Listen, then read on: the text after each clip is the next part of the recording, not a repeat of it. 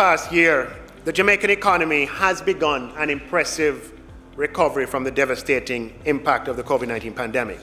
This has been credited to several buffers that have been put in place over the years by the government. They were also accompanied by strong fiscal discipline and consistent policy choices during the pandemic. We remain firmly committed to making sound, sustainable policy decisions that strengthen our economic resilience and ensure that when faced with unseen external shocks, we are ready and prepared to address and overcome them with a focus on the poor and vulnerable. And so, going forward into the 2022-2023 fiscal year, Finance Minister Dr. Nigel Clarke outlines new and existing measures that will propel the country on a continued path of social and economic recovery, reform, and restoration. But first, there will be no new taxes. This is the 5th consecutive fiscal year of no new taxes and the 7th consecutive fiscal year of no raised taxes on a net basis. It's a continuation of give-back measures by the administration. In response to the rising oil price, the government says it will retain the hedge tax on gas and set up a $2 billion fund to ease the impact on those most affected. But I can easily see, some of it being used to provide some relief to taxi operators who have fixed fares, and some being used for children on path who have transportation costs and so forth. But we will come back with greater detail as to how we are going to allocate it, because we want to listen to stakeholders and understand, to optimize the best way of allocating it. Meanwhile, provision is being made to incentivize the purchase of electric vehicles. This includes a reduction in import duty from 30% to 10% for an initial 5-year period, and the exemption of the annual registration fees on battery-operated electric vehicles. These will be implemented in the first quarter of the upcoming fiscal year. We must rid ourselves of this unhealthy dependence on oil. When we gathered here last year, some people never believed that we could recover this fast. When we forecasted 5% growth, then question it. When compared to 2020, the economy grew for the last 3 quarters in the 2021 calendar year, with overall growth of 4.4%. It was a period which saw a rise in employment and a record decline of 7.1% in the unemployment rate. I'm pleased to report and thankful that along with strong GDP growth and strong jobs growth, we also have significantly reduced our debt to GDP ratio, which is now projected to be in the region of 96% by March of 2022. Recovery was enabled by the government's direct and indirect social and economic support in response to the COVID-19 pandemic.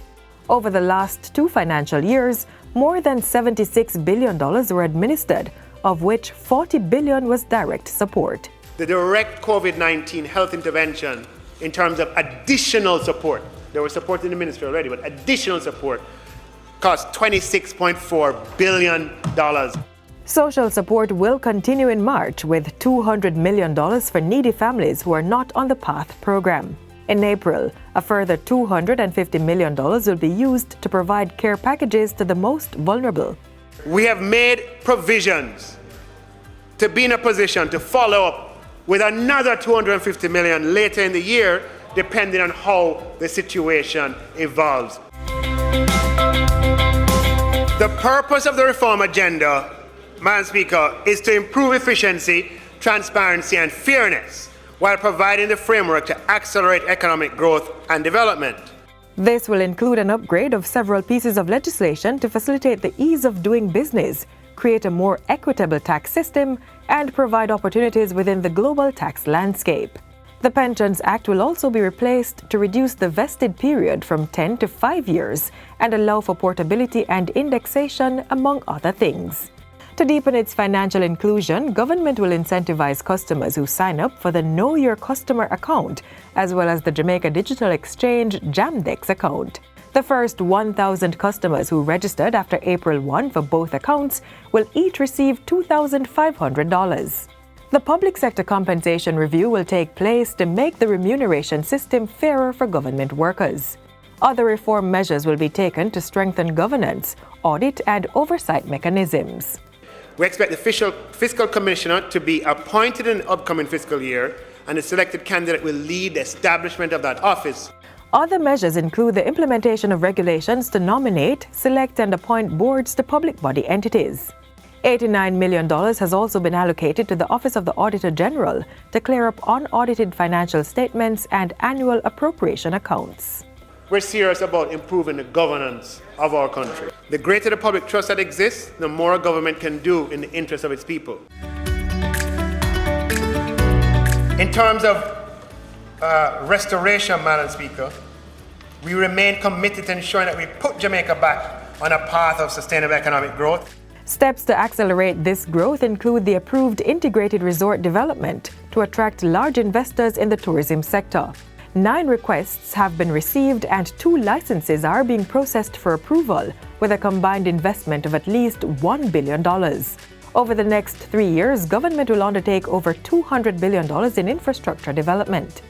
MSMEs will be given consistent access to finance to encourage startup, innovation, and stimulate investment.